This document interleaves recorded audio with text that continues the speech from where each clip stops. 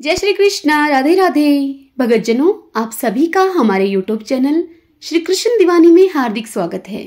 आज के इस वीडियो में मैं आप सबको शरद पूर्णिमा की व्रत कथा, पूजा विधि और शरद पूर्णिमा का क्या महत्व है, यह सब बताऊंगी। भगतजनों, हमारे हिंदू धर्म में शरद पूर्णिमा का खास महत्व माना गया है। अश्विन मास की पूर्णिमा को शरद पूर्णिमा कहते हैं। शरद पूर्णिमा को अश्विन पूर्णिमा, कोजगारी पूर्णिमा, कौमुदी व्रत के नाम से भी जानते हैं। शरद पूर्णिमा के दिन चंद्रमा 16 कलाओं से परिपूर्ण होता है। इसे अमृतकाल भी कहा जाता है। कहते हैं कि इस दिन महालक्ष्मी का जन्म हुआ था। माता लक्ष्मी समुद्र मंथन के दौरान प्रकट हुई थी। हमारे शास्त्रों के अनुसार शरद पूर्णिमा के दिन माता लक्ष्मी भगवान विष्णु के साथ गरुड़ पर बैठकर पृथ्वी लोक में भ्रमण के लिए आती हैं। माता लक्ष्मी भक्तों पर अपनी कृपा बरसाती हैं। मान्यता है कि जिस घर में अंधेरा होता है या जहां पर लोग देर तक सोते रहते हैं, वहां माता लक्ष्मी दरवाजे से ही आकर लौट जाती हैं। मां लक्ष्मी की कृपा से लोगों को कर्ज से मुक्ति मिलती है। यही कारण है कि इसे कर्ज मुक्ति पूर्णिमा भी कहते हैं। शास्त्रों के अनुसार इस दिन पूरी प्रकृति माता लक्ष्मी का स्वागत करती है। कहते हैं कि इस रात को देखने के लिए समस्त देवतागण भी स्वर्ग से पृथ्वी पर आते हैं। शरद पूर्णिमा के दिन माता लक्ष्मी की पूजा का विधान है। मान्यता है कि माता लक्ष्मी भक्तों को कष्ट से मुक्ति दिलाती हैं। शरद पूर्णिमा के दिन माता लक्ष्मी और भगवान विष्णु को खीर का भोग लगाकर फिर वह खीर आसमान के नीचे रखी जाती है। इस दिन खीर बनाने और चांदनी में खीर रखने के पश्चात उसे खाने का बहुत अधिक महत्व है। शरद पूर्णिमा को कोजागरी पूर्णिमा के रूप में भी जाना जाता है, जिसका शाब्दिक अर्थ है पूरी रात जागना। ऐसा कहा जाता है कि जो लोग शरद पूर्णिमा की पूरी रात जागते रहते हैं और देवी लक्ष्मी की पूजा करते हैं, उन्हें देवी का असीम आशीर्वाद और धन प्राप्त होता है। भले ही उनकी कुंडली अर्थात जन्म कुंडली में कोई धन का योग न हो। उड़ीसा में शरद पूर्णिमा को कुमार पूर्णिमा कहा जाता है। इस दिन लड़कियां उपवास रखती हैं और एक उपयुक्त जीवन साथी पाने के लिए भगवान कार्तिकेय की पूजा करती हैं। वे शाम को चंद्रमा की पूजा करने के बाद अपना उपवास खोलती हैं। अब हम शरद पूर्णिमा की पूजा की विधि जान लेते हैं। सुबह जल्दी उठकर इस दिन पवित्र नदी, तालाब या सरोवर में स्नान करें। पूर्णिमा व्रत का पालन करें और आसपास के मंदिर में जाएं या फिर घर पर ही पूजा करें और भगवान विष्णु और देवी लक्ष्मी की मूर्तियों को सुंदर कपड़ों और आभूषणों से सजाएं। इसके बाद भगवान की पूजा करें और दीपक या दिए, सुपारी या पान, नैवेद्यम, फूल, फल, चावल, वस्त्र, इत्र और विशेष प्रसाद या दक्षिणा अर्पित करें। गाय के दूध से बनी हुई खीर तैयार करें और उसमें थोड़ा सा घी और चीनी मिलाएं। शरद पूर्णिमा की रात को इस खीर को भगवान को अर्पित करें। तत्पश्चात तांबे के बर्तन में पानी भरें। एक गिलास में गेहूं के दाने और पत्तियों से बनी थाली में चावल रखें और फिर इस बर्तन की पूजा करें और दक्षिणा चढ़ाएं।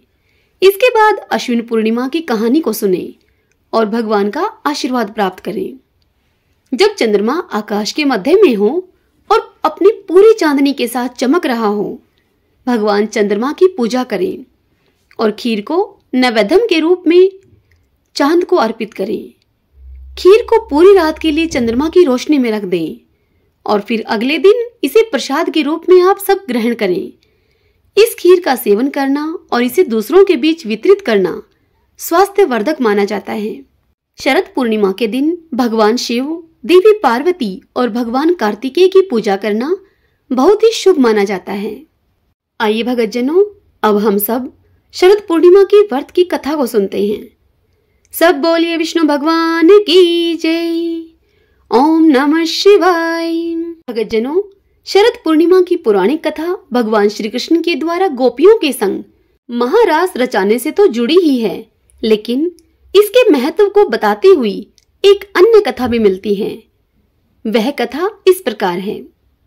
मान्यता के अनुसार बहुत समय पहले किसी नगर में एक साहूकार रहता था। उस साहूकार के 2 पुत्रियां थीं। दोनों पुत्रियां पूर्णिमा को उपवास रखती थी, लेकिन छोटी पुत्री हमेशा उस उपवास को अधूरा रखती थी और दूसरी हमेशा पूरी लगन और श्रद्धा भाव के साथ उस व्रत को पूर्ण रूप से पालन करती। समय बीतने के साथ साथ साहूकार की वह दोनों पुत्रियां भी बड़ी हो गई और उन दोनों का साहूकार ने विवाह कर दिया।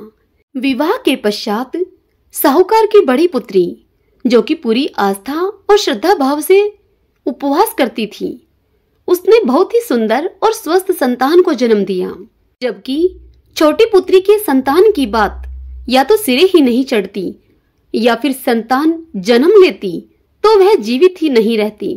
साहूकार की वह छोटी पुत्री इस सब से बहुत दुखी थी और वह अब काफी परेशान रहने लगी।